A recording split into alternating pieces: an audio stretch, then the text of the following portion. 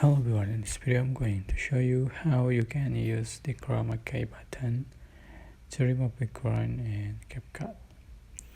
So you can tap on your project, select your videos or photos you like to edit, and I'm just going to open my project, and you can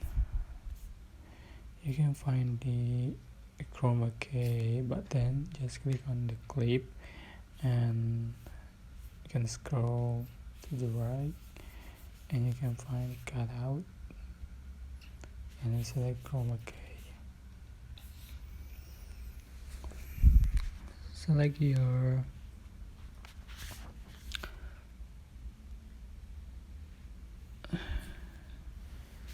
background to remove the background and select density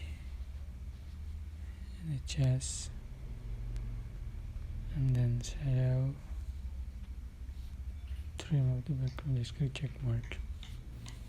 So that's it, but it is it is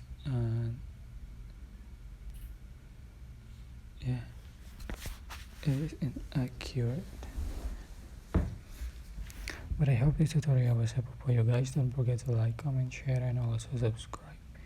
If you have any question, please leave in the comment section down below. Thank you so much for watching.